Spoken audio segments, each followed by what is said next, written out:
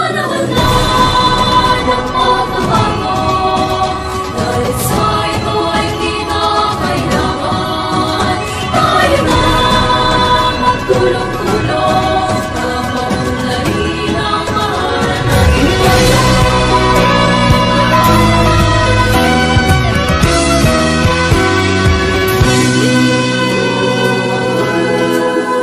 Panahon na ng pagbabago, dahil sa ito ay kinakailangan tayo na magtulong-tulong na paunlarin ang mahal natin ngayon.